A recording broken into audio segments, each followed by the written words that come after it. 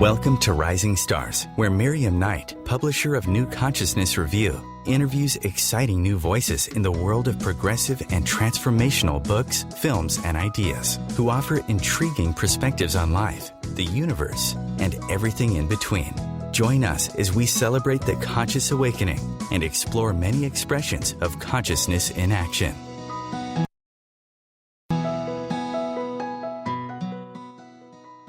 And welcome to Rising Stars and New Consciousness Review. I'm Miriam Knight, and I have the delightful pleasure to welcome Courtney Walsh today. Courtney is a social media rock star, a consultant, and metaphysical humor author. She's an internationally renowned speaker and the writer of the Dear Human viral media meme that has now been shared with over 20 million people, including Deepak Chopra, Elizabeth Gilbert, and Khloe Kardashian. Her books include Lipstick and Thongs in the Loony Bin, Squeezing the Stars, Juicy Musings for the New Love Generation, and her latest book is called Dear Human, a Manifesto of Love, Invitation, and Invocation to Humanity. Welcome, Courtney. Hi, Miriam. It's a pleasure to be here. It's a pleasure to have you. You know, I have a certain cognitive dissonance with reading your book and the profound wisdom in it and the obvious miles you must have clocked in life, and yet you look like a teenage Irish leprechaun. How the heck did you get there with that? Get through life to that extent with that little grin on your face? I think that is how I've gotten through life so far, with that little grin on my face and looking like, as you put it, an Irish leprechaun, who's also very tall. So I'm way too tall to be. I'm more like an Amazon leprechaun. Yeah, laughter is youthing, and I have good genes. My mom, it looks amazing at 74. You'd never know. So I've been blessed in that regard. Yes, genes help, but they are not enough, because as we have learned over the years of reading books on epigenetics, genes can be turned on or off. True. Very, very. Well, I've learned that my mom has cracked certain codes, though, in her genetic. She did overcome, like, both of her parents very suddenly were taken by heart attacks in their 50s. And now she's pretty healthy and pretty with it and everything at 74. And so she did overcome her original, some of the disease ones, the disease markers. And she paints and I write. And I think that keeps us young, being creative every day and keeping in the flow and connected to your spirit, for sure. Now, you actually had a lot of life challenges that you've had to overcome. Can you tell us whether it was those life challenges that actually opened you to being available to the spiritual path you're on, or was it in spite of? Or tell us about how you got into what you do. Well, that's a great question and an interesting angle for me to explore. I don't necessarily see myself as someone who's had to overcome a ton of challenges. I grew up pretty middle class, white, healthy, had a lot of advantages and privileges. We weren't starving. We weren't, the rich kids. We were the middle class and the middle child. And so for me, the challenges were more internal, and they were more about feeling different, feeling apart, feeling like I had just an awareness, I guess, or a consciousness that was different than a lot of my peers. Not that it was better or worse, just that it was different. And feeling alone with that, and feeling a lot of pressure, again, internally to succeed, to thrive, to be kind of the A student, the good girl, collect the gold stars. I still have that side to me, the one who wants to people please and perform. What I believe I've been able to transform within myself around that is having more fun with it and seeing it as a game rather than as something that I need to use to beat myself up with, if you will. Mm-hmm. And yet those pressures were sufficient to actually cause you considerable mental distress.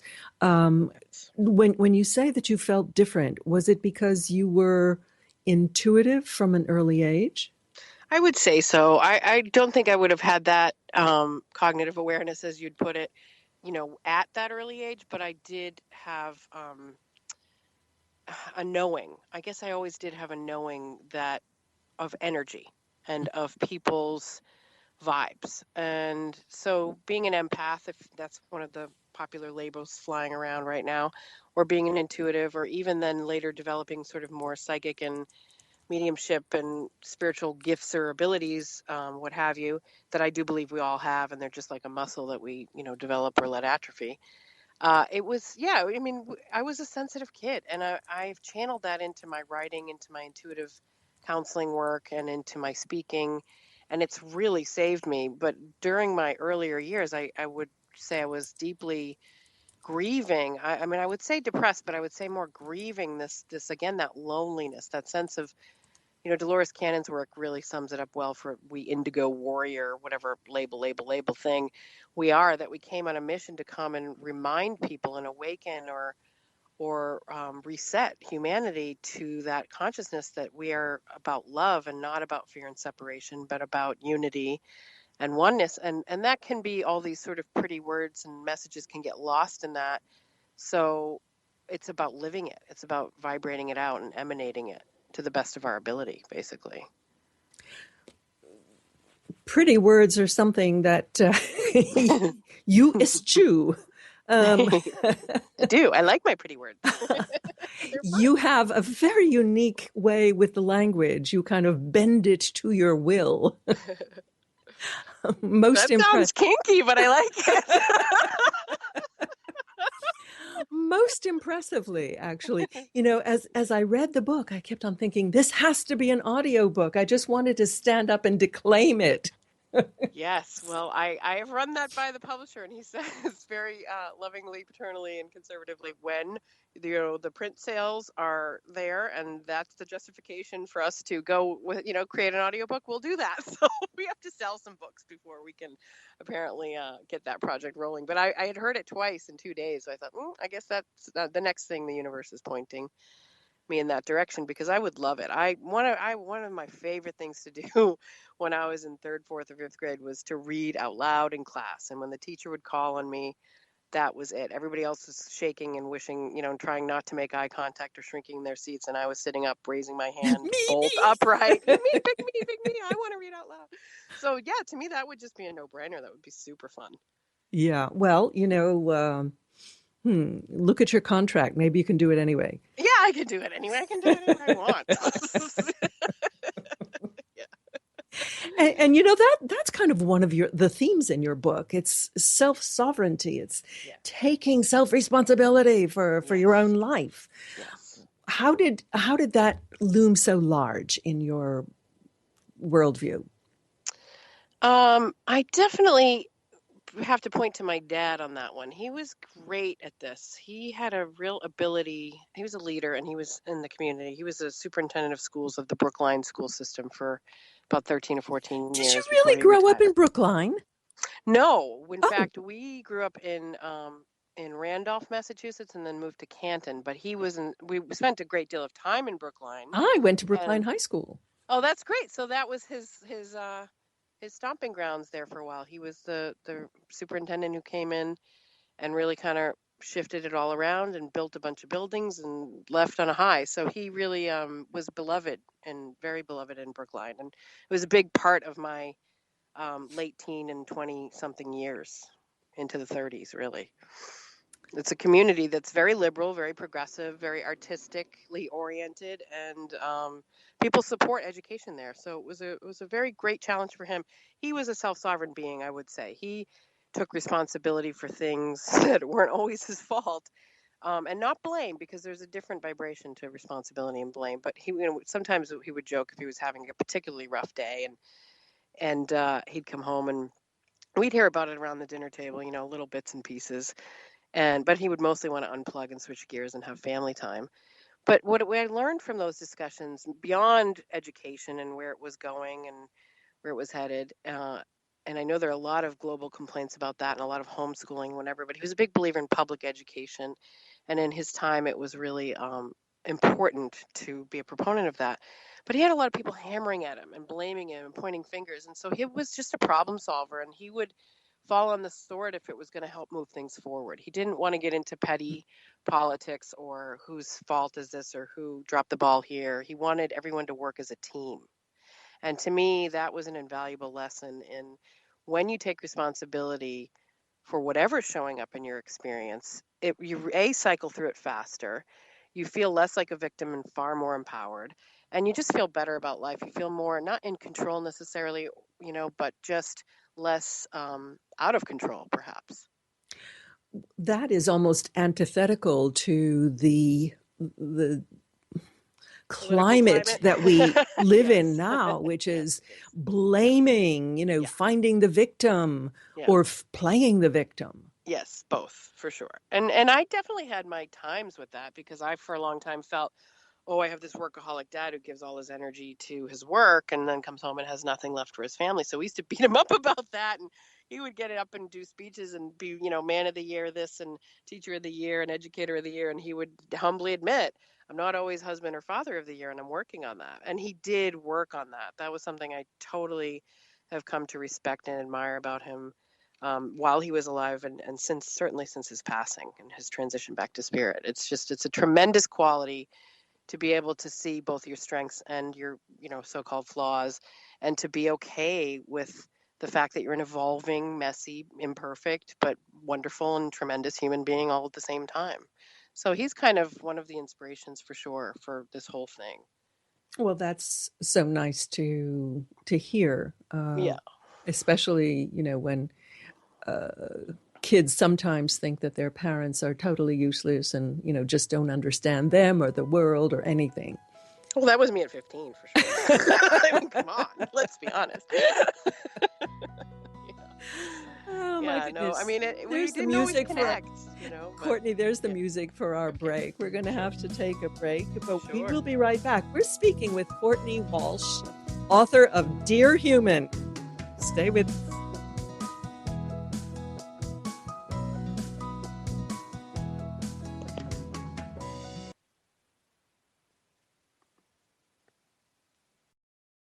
Bringing a more conscious lifestyle to your world.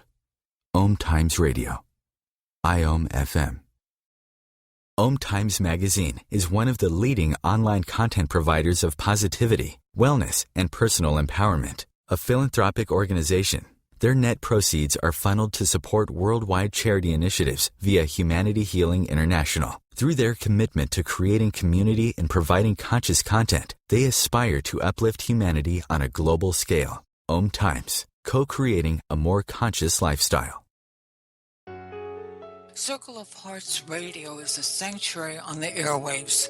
Join me, Grandmother Elia, in the circle on Sunday, 2 p.m. Eastern, as I share information to both enlighten and nourish your soul.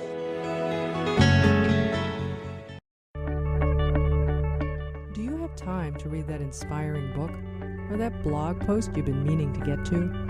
In your busy world, how do you improve yourself and keep your life going? I'm Lisa Kay, and my Between Heaven and Earth radio show can transform your life just by listening. Be uplifted with inspiring topics, positive stories, and ideas that really work. Between Heaven and Earth radio is conscious living for your soul, every Wednesday at 4 p.m. Eastern Time. Host your show on IOM-FM, the radio network of OMTimes Media, one of the more recognized brand names in the conscious community, and is backed by the extensive marketing reach of OMTimes. Hosting a show on IOM-FM immediately connects you with our extensive dedicated community. Connecting you with the best of the conscious minds in the world. OMTimes Radio.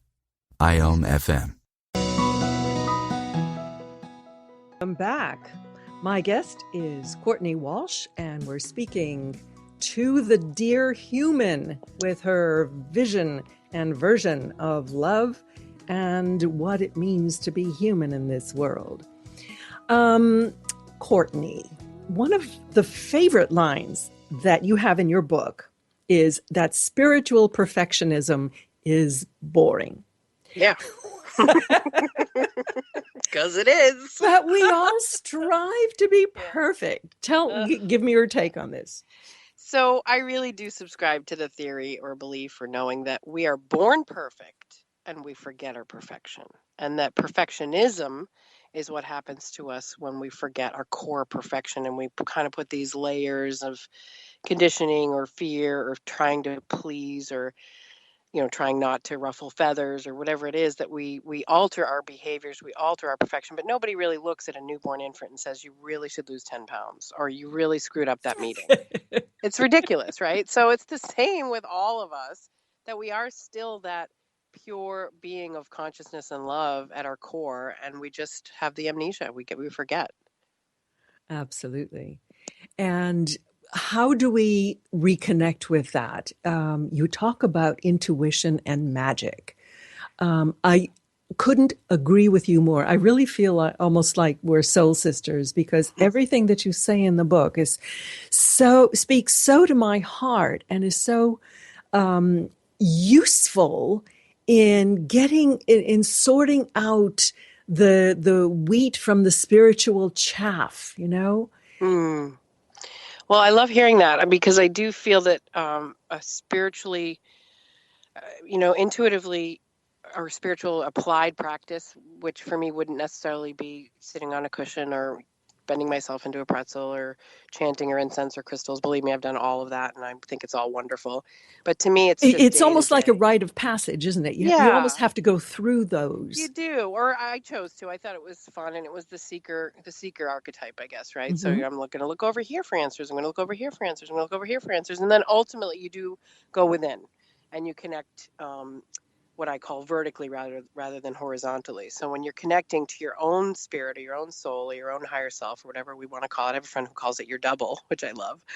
Then when you connect to that and embody it and bring it on through, that's when you're truly whole. And that's what I don't really strive for perfection anymore.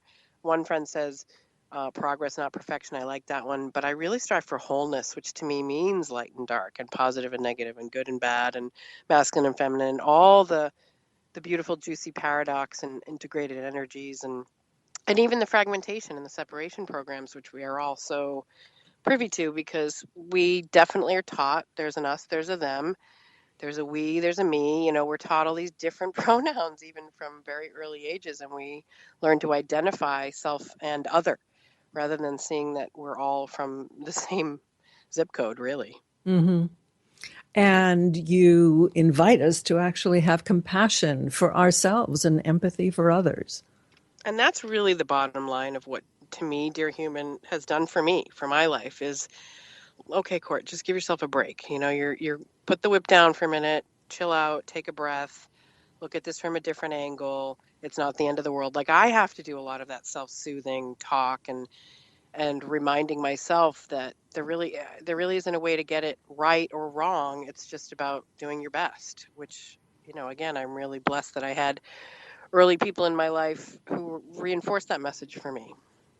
And so many of us feel this deeply, and we just want to help change the world, to make the world a better place.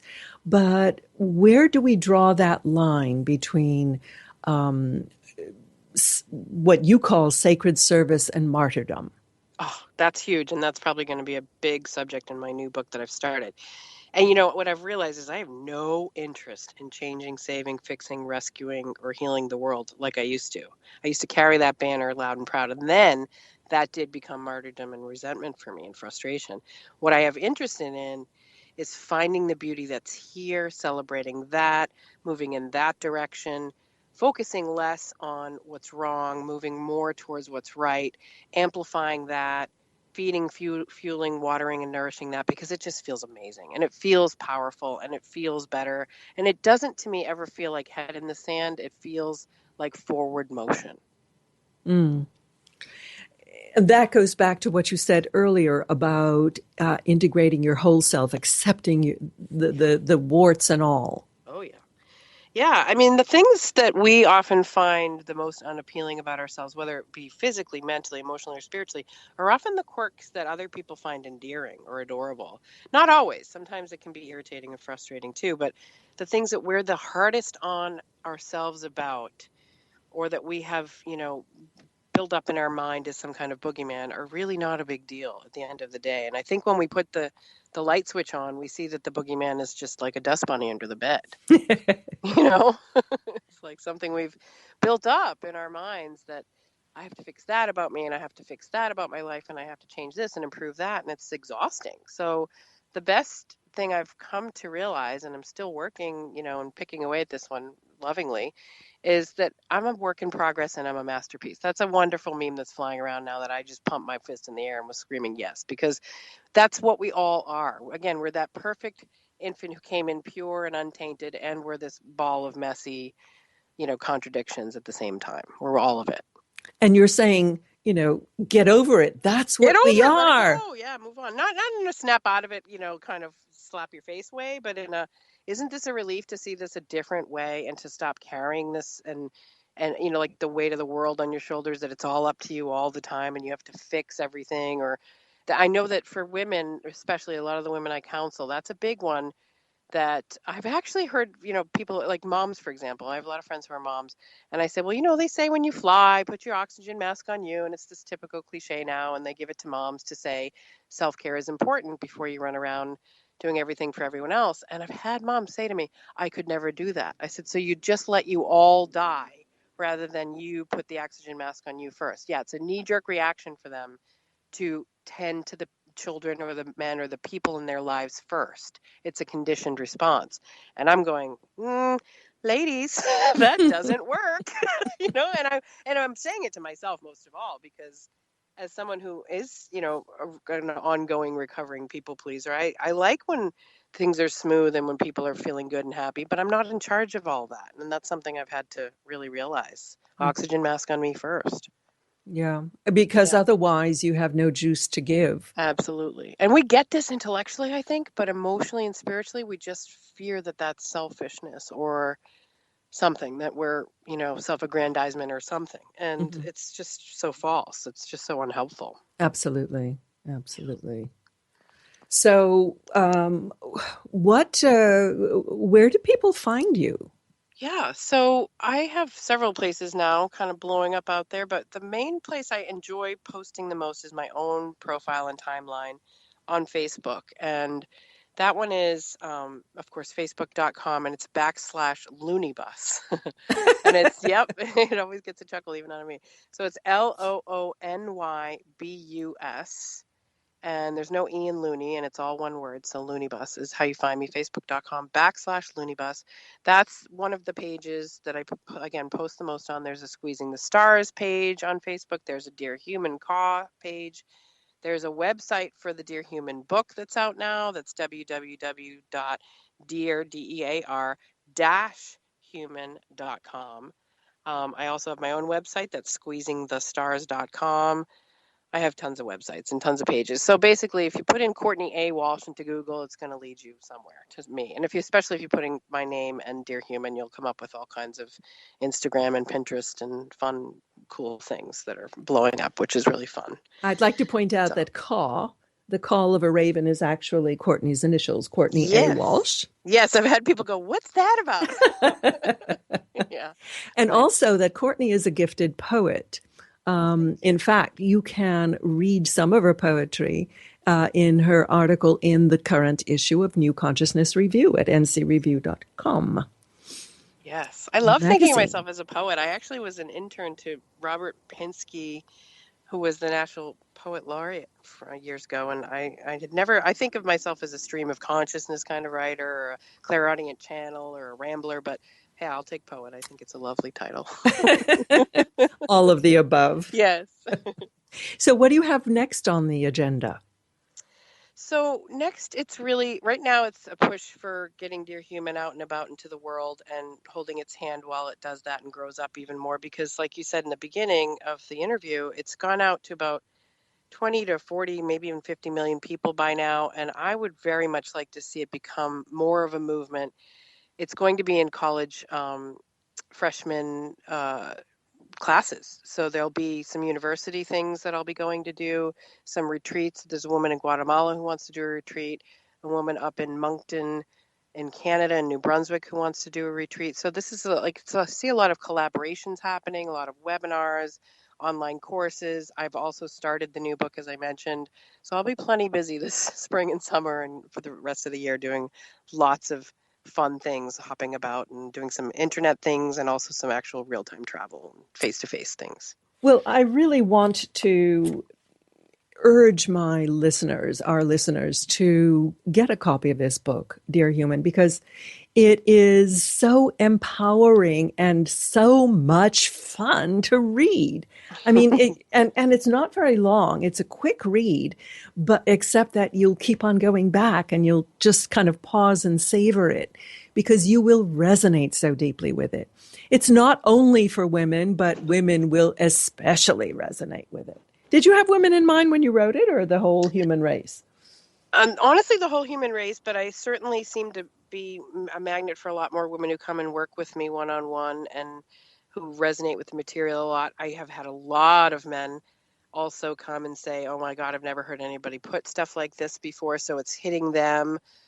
There's quite a lot of conscious men's movements now that are out there. I just got asked to do a podcast for Speaking of Partnership that's coming up next week, I believe, with a lovely gentleman named Ken Bechtel, I believe his name is pronounced. And so there's lots of cool crossover, and I love that. I love that it isn't just a niche thing, that it has this more general mass appeal. That's fun for me. Mm-hmm. Mm-hmm. Yeah.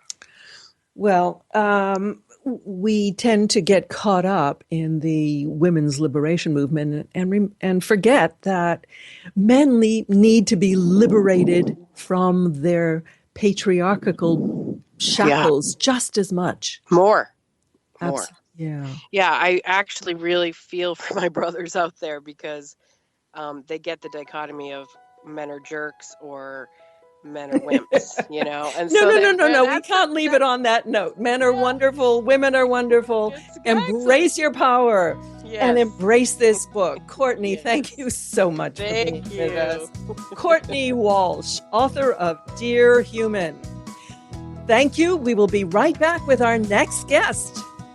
Thank you. Bye, Courtney. Bye-bye, Miriam. Thank you.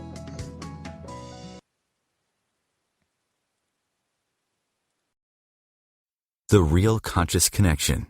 OMTimes Radio. IOM FM. As difficult as it is to believe, there are places in Africa where human traffickers sell albino children and their body parts for use in magic rituals. Humanity Healing International is actively working in Uganda to change this paradigm. The Albino Rescue Project finds albino children who are at risk and places them in safe schools and environments where they can learn and grow free from fear. To learn more or to sponsor a child, visit humanityhealing.org. Humanity Healing is where your heart is. Hi, this is Sylvia Henderson, intuitive life coach and energy healer. Are you ready to elevate and rise way above your normal? Be sure to listen to my show, Intuitive Transformations, on OMTimes Radio, Sunday evenings at 9 p.m. Eastern. Get the inspiration you need to transform your life. This is Terry Van Horn, and I want to invite you to join me for my weekly radio show, Hailing Light, on OMTimes Radio every Wednesday at 6 p.m. Eastern Standard Time. On Hailing Light, we want to bring love, light, and blessings into your world. You can find out more about us at www.healinglightonline.com. Blessings. Being a radio host on IOM FM allows you to build your show on a rich platform with the power of the internet to fulfill your outreach goals and connect with a very specialized and global online audience, unlimited by time and distance. OMTimes Radio will provide you with web relevance, a recognizable conscious brand, and with the standard of excellence that has accompanied every single OMTimes endeavor. Host your show with OMTimes Radio Network. A conscious lifestyle for a mindful life. OMTimes Radio. IOM FM.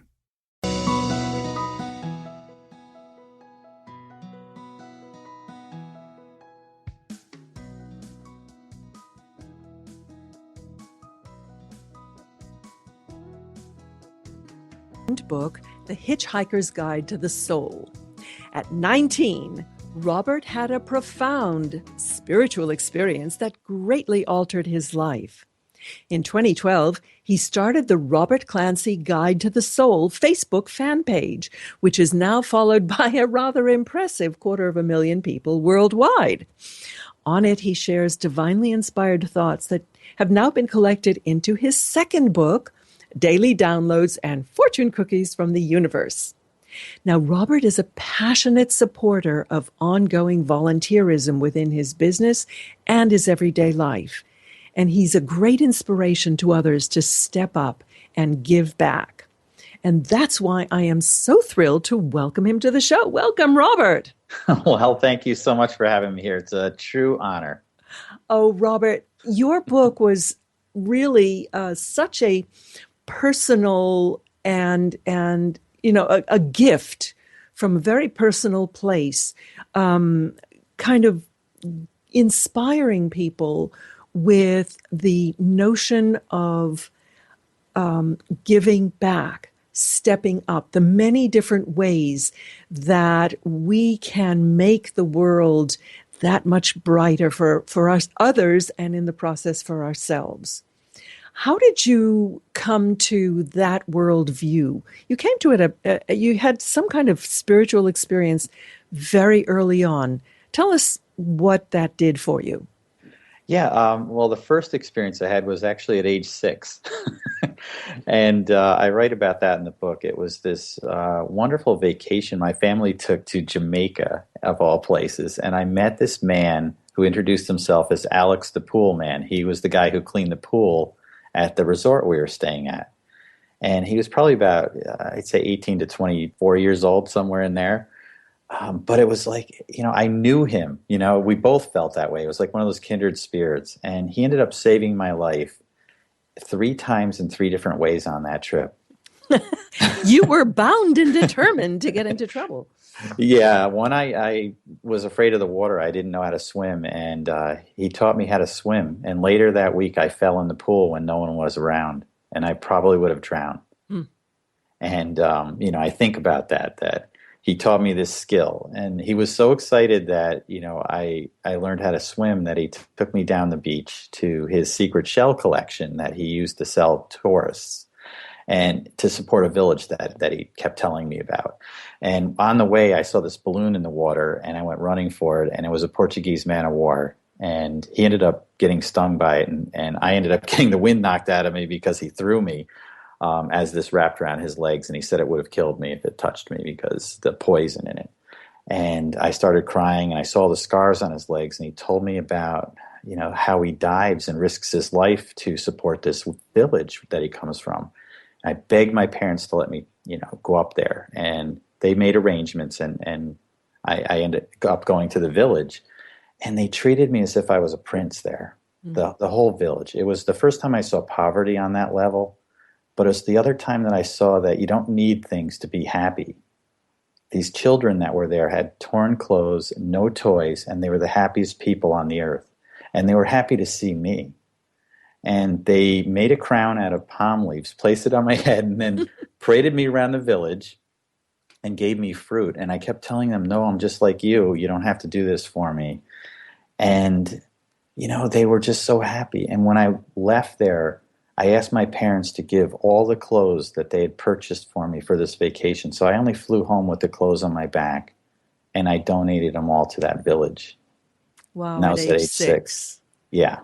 That I remember reading that chapter, and it was so moving that at that tender age I guess at that age we're sponges, we're still open, and you absorbed that lesson very profoundly. Yeah, I don't think I ever closed the sponge either. I'm still open like that, and I've traveled the rest of my life with that perspective, and that was given to me, and it was such a gift to have that at that age. And I realized, what these stories that have happened to me. Somebody said, you've had these profound experiences, and you need to write these down.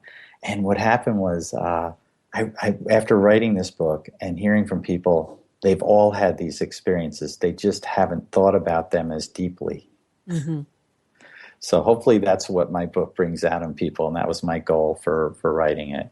Explain what you mean by Hitchhiker's Guide, the hitch moment. Yes, the soul hitch is the coined phrase. I had to think of something because I've had these experiences, and I know we all have, where you meet someone like Alex the Pool Man, or just these, just chance encounters with somebody, or maybe it's just the way they smiled at you. And I feel like I'm hitching a ride on their soul. And some of these hitches stay with you for the rest of your life.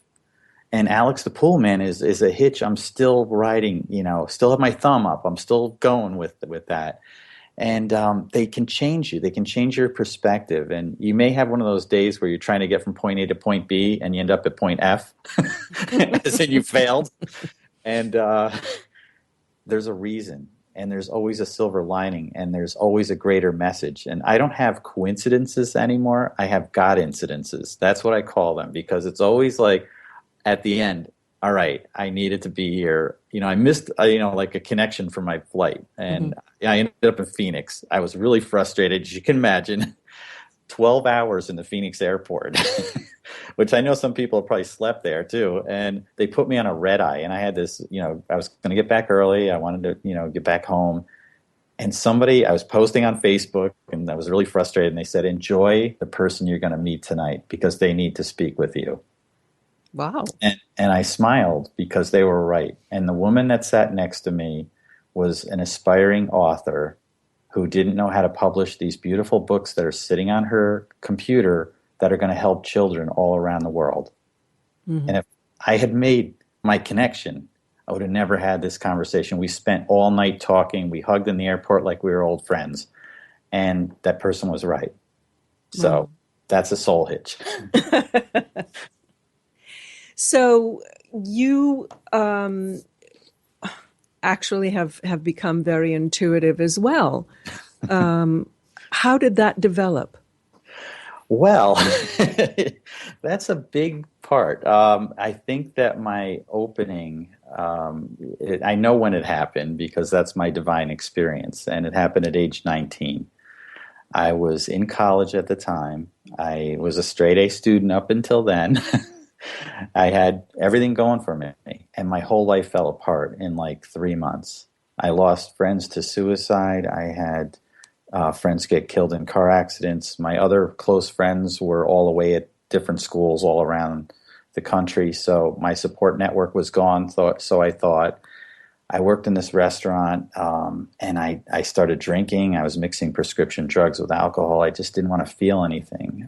My girlfriend had broken up with me, and we've been dating since, I was in 11th grade, and it was just, everything got pulled out from under me. It's like the rug and the whole floor fell out, and I was at rock bottom.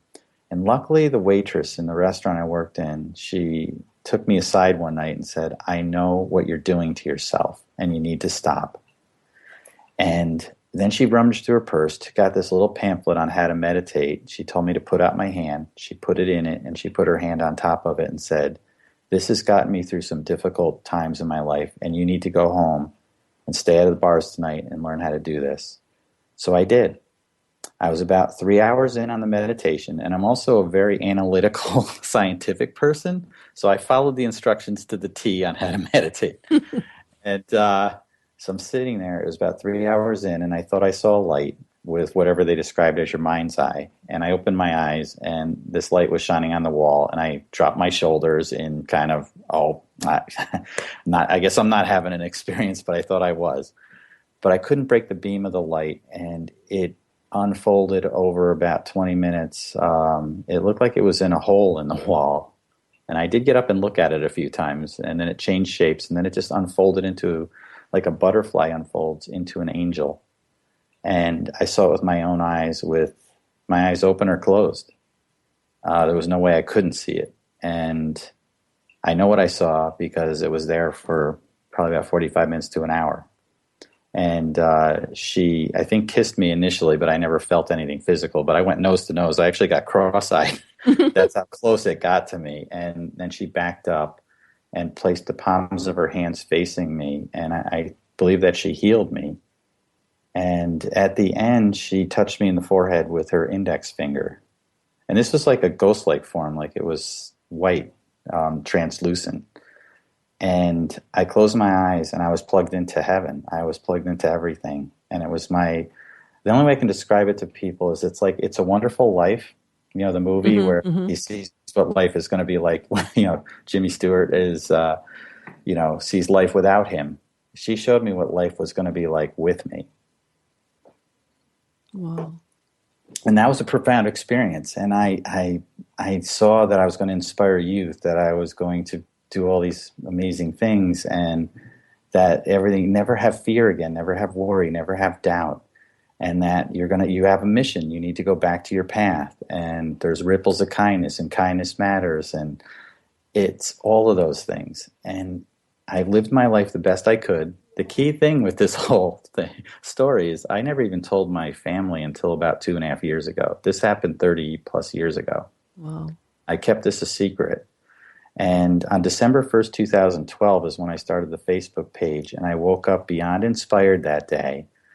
And it was almost like there's love math or God math on everything. Everything inspires me.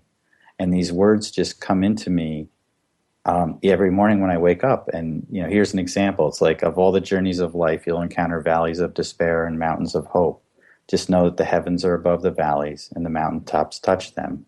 To reach the summit, you just have to take one hope-filled step past your fear, doubt, and worry. All hearts come in one size large. Make sure yours is filled with love and compassion. And when it overflows with that love and compassion, it will accidentally spill over onto others. And it's endless. I've got, my head cannot, I don't know if my memory's this good, but. So those are the fortune cookies from the universe. Yes, that's what I call them. And it's, they're stored as pictures. Like, I'll see visuals. Every time I'm speaking one of these quotes, I see a visual with it, and then it's the deeper meaning behind it. What's the website? Quick, what's the website? My website is Guide to the Soul, and the Facebook page is facebook.com/Guide to the Soul. Guide to the Soul. Wow. Okay, we have to take a break now, but we're speaking with Robert Clancy about the Hitchhiker's Guide to the Soul, and stay with us. We'll be right back.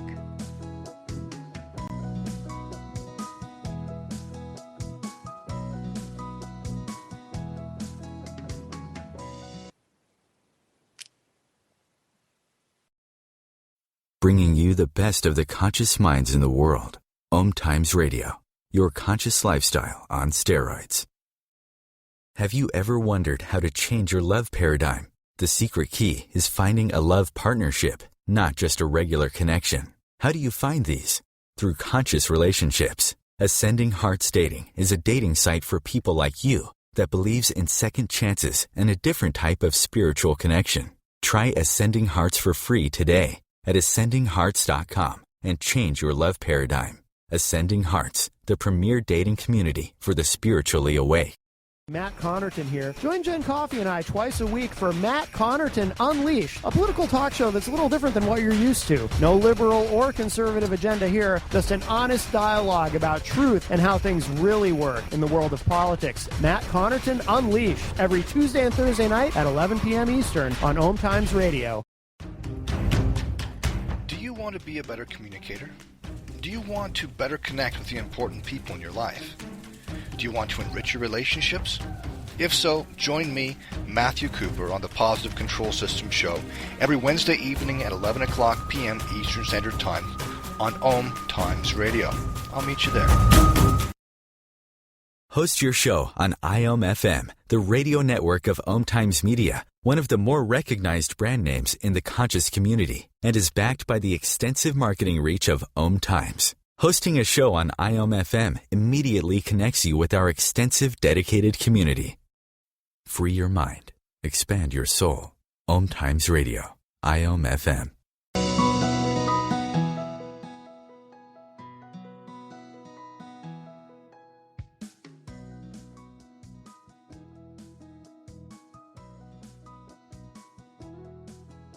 .com. Robert, you were telling us about your spiritual experience and that it really molded your being in the world, your sense of the world. You went on to become a very successful entrepreneur. Tell us how that kind of experience fed into the success. Yeah, that's a great question. And, my wife and I founded Spiral Design Studio, which is a graphic design and marketing firm. And one of the things that when we created this, is that whatever we take from the community, we felt we should put in 3 times over. And, we've worked with nonprofits. We actually created a program called Community by Design, where we donated $100,000 in creative services for a nonprofit to help them rebrand themselves and bring their message out. And through that, just the community, the business people, I just had somebody contact me a couple of days ago and say, the reason we chose you is because you put so much into the community. Mm-hmm. And that's a great feeling. And so that's how it's really transformed how business is done, because business is about community. It's about people. It's never really about business. And it's about connecting with people and really helping them with their message. And, each of us have like this superhero component, I view it. We each have a unique talent, and how you can bring that to the greater good of humanity. And yeah, it's you need to bring abundance in. That's something I learned in my early 20s to be successful. I didn't want to just, I wanted to help the world. So and this wise old man said, yeah, Robert, if you want to be successful and help people, you need to make money to do that. And that's the only way you can. So I suggest you start there, and then you can go and help the world. So I always kept that to heart. He's since passed, but he's one of my sages that's out there. He looked like Father Time, or Father Christmas. But that's one of my our mantras. And spiral design, it's the only a spiral is the only shape in nature that as it grows retains its original form. And that's what we really wanted to have with our company, is to retain that giving back and being part of the community to help them. And it's just been a great experience. We're in our 27th year, so it's worked. The model's worked. So that's how it's shaped me. I've heard it said that people don't so much buy what you do as why you do it. Right. And it's really that came back in a big message the other day from a very prominent new client that we have. And it's just wonderful to be able to work with them. Mm-hmm. Now, volunteerism has been, I guess, the focus of your service. What can you say to the listener to encourage them? What are the different ways that people volunteer? It doesn't just mean serving in a soup kitchen, does it? Right. And that's a great question. And yes, volunteerism for me starts the second your feet hit the floor after you step out of bed. It's your smile. It's a great tool that you carry with you. And how often do we not use it? And bringing that out is like bringing a ray of sun to someone's heart. And they're contagious. It's the only contagion we need to spread. And when you smile, it starts there. And then it becomes how you thread volunteerism into your everyday life. And I think it's just that part of compassion. And a great way, I'm a type AAA personality, I'll tell you. I've got a lot of things going on. I own a martial arts school. I own Spiral Design. I'm an author, speaker, you name it. And I still get 8 hours of sleep. Here's the thing. When volunteerism becomes part of your DNA, it becomes part of you, and it doesn't become an extra thing in your life. So let's say you have a passion for photography or biking or whatever.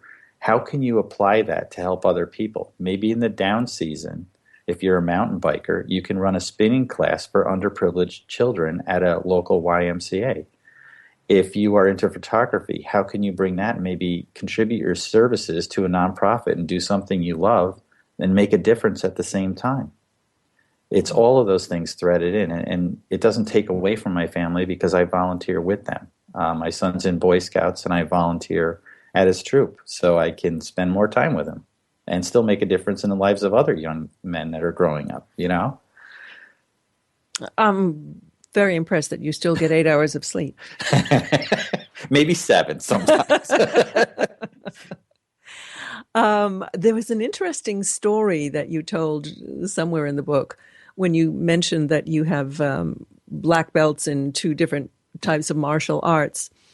about the guy who was expressing road rage.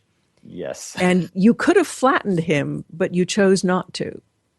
Yes, and that's another lesson in life. I had my son with me, and he was probably about 10 years old at the time. And this guy just was driving erratically, drove off the shoulder of the road and then cut into the side of my car. And I didn't really see it, and I was just reacted, and I beeped. I hit my horn out of instinct. And then he starts, doing the one finger salute and driving his car kind of crazy and pulls up to the light. And he rolls down his window, and then he jumps out of his car, and he's screaming obscenities at my son and me. And I first shut him down with verbally. And, the key thing with self-defense is don't get out of your car, because your car is your protection.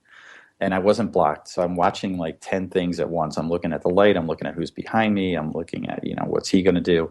And then he jumped back in his car, came out. I don't know if he's getting a weapon. I don't know what's going on. I'm ready to just floor it and get out of there.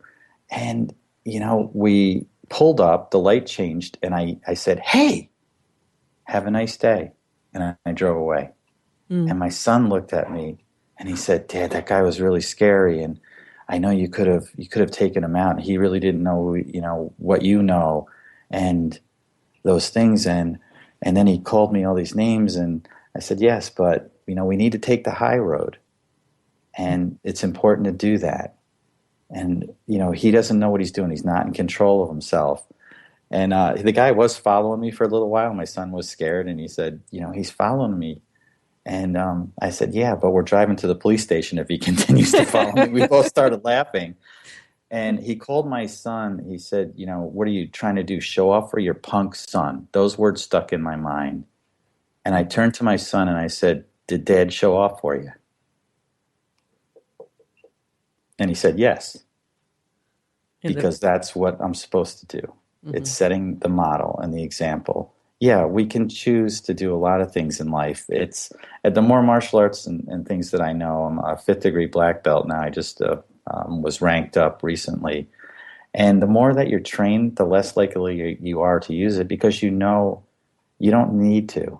And you can rise above all those things. I love empowering people through training them. And that's one of the gifts of teaching this martial art and doing those things. So yeah, it was take the high road, and that's kind of the metaphor to the road rage too, because the high road always takes us to heaven.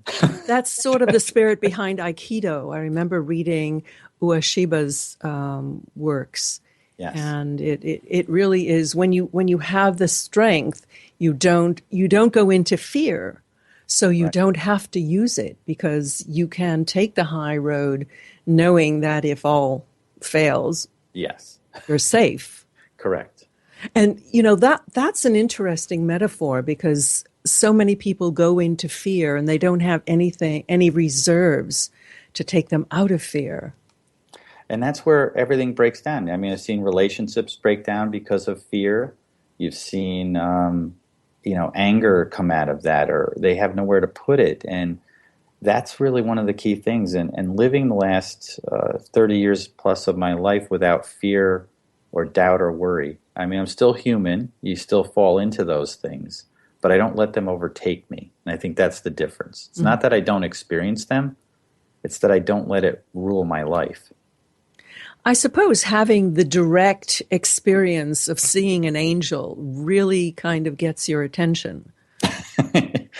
Yes, it does. And, especially when you're an analytical person who doesn't take the Bible, literally or any of those things. And then my science failed, and I have both now. So I can only describe myself as Spock from Star Trek. I'm like, I have the human side, and I'm the logic. I got 100 on a logic exam, so that's how logical I am. And this made no sense. And so I knew the world and the universe is a lot bigger and a lot more complex than I could ever imagine.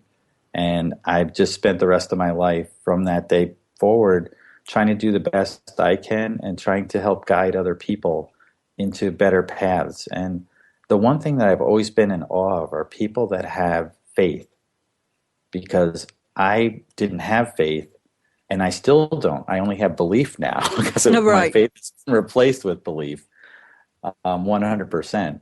But the people that weren't shown what I was shown, and I had to be shown. So I've always felt like people with faith are just in a special place in my heart. And I don't have words for it because I couldn't be there until after I was shown. Mm. You know, I think a lot of people have had experiences that they would have learned from, except because they didn't know how to categorize them, or they were outside of the normal frame of reference. They've kind of put them away, tucked them under the rug, not acknowledging them.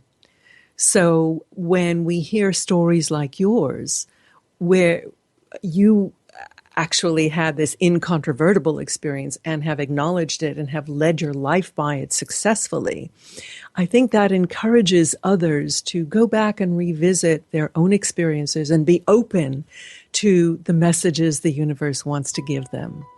Right. Exactly. Well, I'm afraid we are out of time. Oh, but we've been speaking with Robert Clancy, author of The Hitchhiker's Guide to the Soul, and his website, guideToTheSoul.com. Thank you so much, Robert. Thank you. It's been a pleasure. And thank you for listening. And join us next week on Miriam Knight for New Consciousness Review. Many blessings on your day. Goodbye.